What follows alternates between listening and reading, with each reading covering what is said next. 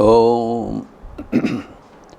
तव कथामृतं तप्तजीवनं कविभिरीडितं कल्मषापहं श्रवणमंगलं श्रीमदाततं भुवि गृह्णन्ति ये भूरिदा जनाः।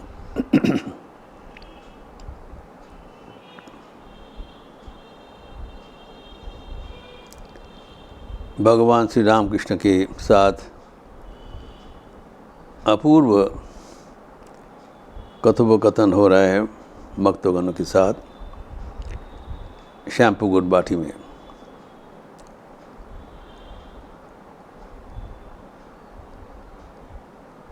बाईस अक्टूबर 1885,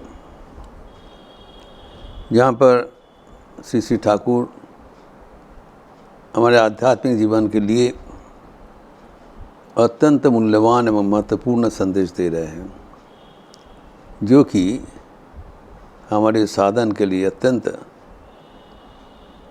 महत्वपूर्ण है। वो कह रहे हैं कि ज्ञान आहरण करने के लिए पुस्तक पढ़ना ज़रूरी नहीं है। इसकी चर्चा हम लोग किए हैं विस्तार से। हमारे लक्ष्य है विज्ञान, अनुभूति, जिसको स्वामी विवेकानंद कहते थे रिलीजियन इज रियलाइजेशन। ये कोई तर्क विवाद का विषय नहीं है। Religion is not philosophy. हमारे भाषा में इस दर्शन परिभाषा में हमारे जो फिलोसफी को दर्शन कहलाता है, अर्थात इसका लक्ष्य है अनुभूति। और अनुभूति पुस्तक पढ़ने से नहीं मिलेगा। तथापि अनेक व्यक्ति ये समझते हैं, जैसे बंकिम चंद्र चट्टोपाध्याय इत्यादि, पहले पुस्तक नहीं पढ़ने से आध्यात्मिक ज्ञान संभव नहीं है। ये भी गलत है। ये भी हम लोग चर्चा किए हैं। श्री ठाकुर कहा है, बंकिम चंद्र चट्टोपाध्याय को पूछा था, तुम्हारा की विश्वास आगे साइंस ना आगे धर्म? तो नहीं, पहले साइंस है। ये तुम्हारा गलतफहमी है। अगर जदुमल्ल के साथ तुम्हारा मुलाकात करना ही उद्देश्य है, तो उसके बारे में तथ्य हरण करने का क्या मतलब है?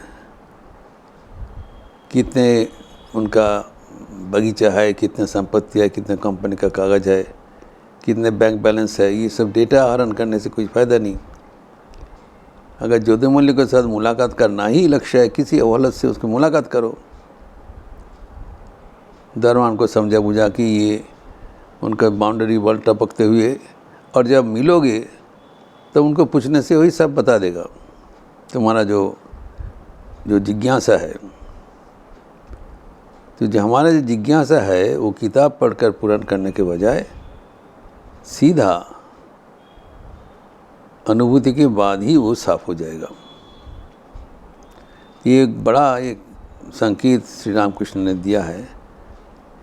हम लोग जब वृथा समय नष्ट करते हैं, हम सोचते हैं पहले किताब अध्ययन कर लें एवं शास्त्र विचार करें, उसके बाद आगे दिखा जाएगा। ये समय नष्ट है। Time is short. इसलिए ठाकुर जो साधन दे रहे हैं ताकि हम लोग जल्दी से लक्ष्य तक पहुंच सके। फिर आगे श्री ठाकुर और भी कहते हैं एक महत्वपूर्ण विषय, जो शतरंज खेलते हैं उनका चाल सही ढंग से वो समझ नहीं पाते हैं, लेकिन जो नहीं खेलते हैं, जो देखते हैं, वो उनका चाल सही ढंग से बता देंगे। ये भी एक महत्वपूर्ण संकेत है। दावा जे खेले ताचे दाबाजे देखे खेला देखे तार चाल आरो बेशी संगत है। जो चेस जो प्लेयर है जो खेल रहे हैं वो एक उसका मूव विचार करके देते हैं, लेकिन जो नहीं खेल रहे हैं ऑन लुकर्स है उसका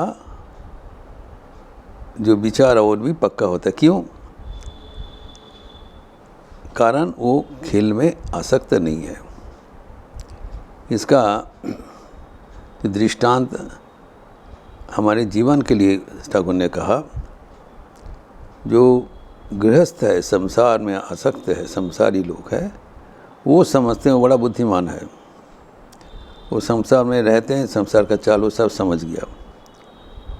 और जो संसार में विरक्त है साधु महात्मा है तो संसार नहीं करते हैं, तो गृहस्थ का समझदारी ये तो संसार नहीं करते हैं, ये इसके बारे में क्या जानकारी होगा। लेकिन ठाकुर कहते वो संसार में गृहस्थगण आसक्त हो जाते हैं, अटैच्ड।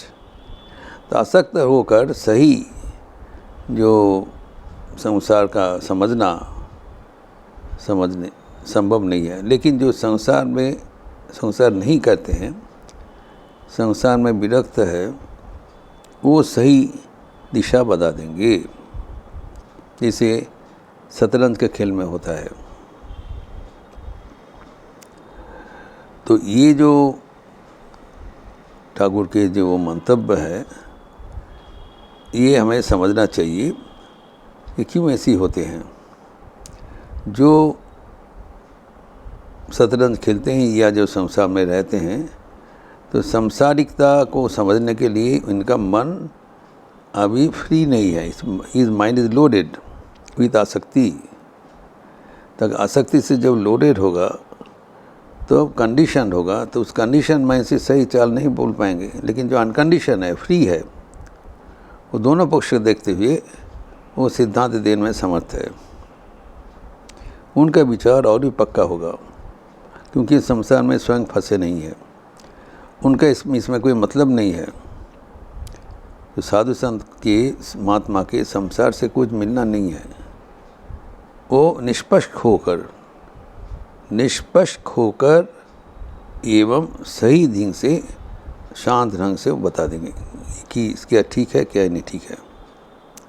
इसीलिए श्री रामकृष्ण बारंबार कहा करते थे कि गृहस्थों के लिए साधु संग जरूरत है।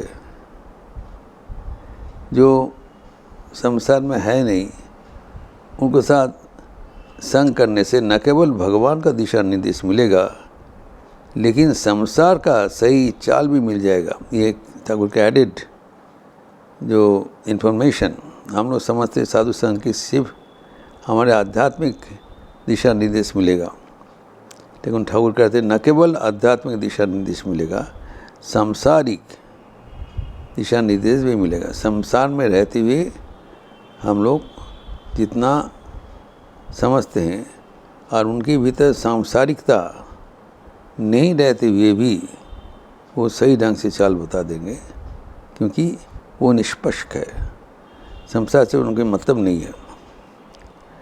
तो अभी जो हम जानते हैं कि जो शतरंज खेलते हैं, दावा खेलते हैं, mind is very very attentive. He is opponent को जो अवस्था देखकर, विपक्ष का देखकर वो परिचालना कर रहे हैं। लेकिन जो नहीं खेल रहे हैं वो दोनों का देखकर सिद्धांत दे सकते हैं। From overall view you can get A more accurate direction of moves. एक बहुत साधारण एक घटना है, दृष्टांत है। इसको ठाकुर ये हमारे संसार में भगवान लाभ करने के उपाय एक दृष्टांत स्वरूप जोड़ दिया। अर्थात संसार में रहते हुए हम कैसे भगवान को प्राप्त करें, इसका जो उपाय गृहस्थगण जिस ढंग से सोचते हैं वो सदैव सटीक नहीं होता है। ये कहने का मतलब है, यद्यपि गृहस्थगण समझते हम बहुत बुद्धिमान है, हम समझ देते, समझते नहीं है। उनसे भी और अच्छा समझते जो संसार विरक्त साधु महात्मा है। वो संसारिक वो यद्यपि संसार नहीं करते, ये इसके लिए फ़ायदेमंद है। हम सोचते हैं संसार नहीं करते, क्या उसको पता, उसको ज़्यादा पता है। जो संसार नहीं करते हैं उसको ही सांसारिकता का चाल और ज़्यादा पता चलता है। Is not connected. अगर उनसे हम सलाह लें तब हमारा मन ईश्वर केंद्रित हो जाएगा। ये ठाकुर का कहने का आशा है कि संसार को, जो संसार में ठाकुर की जो इच्छा है, सांसारिक जो गृहस्थ भक्त है उनके लिए उनका चिंतन ज़्यादा है। उनका चिंतन है जो गृहस्थ में रहते हुए संसार के सारे कर्मराजी पालन करते हुए कैसे इस जीवन में ही वो ईश्वर प्राप्त करे, ये एजेंडा है। तो साधु संत तो फुल टाइमर है, वो तो एजेंडा करेगा, लेकिन उनके लिए ये सलाह नहीं है। जो संसार में नियुक्त है वो संसार में रहते हुए भगवान का ही काम कर रहे हैं, लेकिन वो काम करते हुए संसार में फंस जाता है, आसक्त हो जाता है। ये आसक्ति रहती हुए, संसार में आसक्ति रहती हुए, तो उनका जो विचार है वो सही ढंग से नहीं होता है, तो कहाँ जाए वो, कैसे उसका संसार में रहते हुए दिशा नहीं मिलेगा। ये कहता है अगर जो साधु संत है जिससे इनका परिचित ही है, उनके पास जाने से वो सब सुन के जानकर वो इनको सही दिशा बताने समर्थ हैं, क्योंकि वो संसार में उनका कोई युक्ति नहीं है, वो संसार आसक्त नहीं है। एवं उसका अनुसार अगर वो संसारिकता का कार्य संपादन करे तब उनका जो आखिर जीवन का लक्ष्य है, सांसारिक कर्म भी उसका निपट जाएगा ठीक से, एवं आखिर उसके साथ जो प्राइमरी गोल ऑफ लाइफ, प्राथमिकता, वो है ईश्वर प्राप्ति। उसके लिए भी उसका मन सांसारिकता, उनका पीछे उनका जो कोई अंतराय नहीं होगा।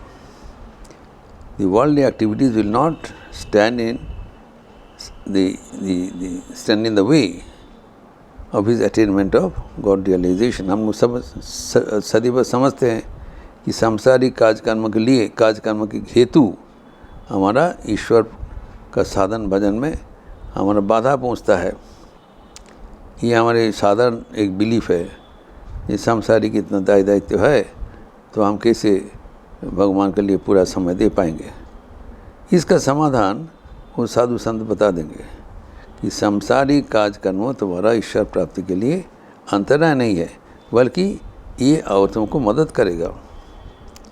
विन विन सिचुएशन जो हमारे लिए प्रतिबंधकता समझ में आ रहा है, वही हमारे जो प्रतिकूलता है उसको अनुकूल में रूपांतर करने के लिए साधु संत का जो सलाह वो ज़रूरी है। तो ये जो अद्भुत जो समाधान श्री रामकृष्ण दे रहे हैं, अगर गृहस्थगण इसको पालन करें तब उनका आध्यात्मिक जीवन बहुत आसानी से लक्ष्य तक पहुंचा जाएगा।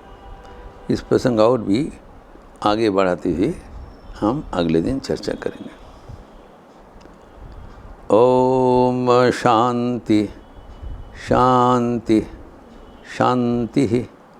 हरि ओम तत्सत। श्री राम कृष्णार्पणमस्तु। आज शुक्रवार का अवसर है, शाम को श्रीमद् भगवद गीता का प्रवचन मेरा ही रहेगा। अभी भगवद गीता के प्रथम अध्याय यानी अर्जुन विषाद योग वो पाठ चल रहा है। आप सबका स्वागत है। अच्छा रहिए, स्वस्थ रहिए, आनंद में रहिए। नमस्कार।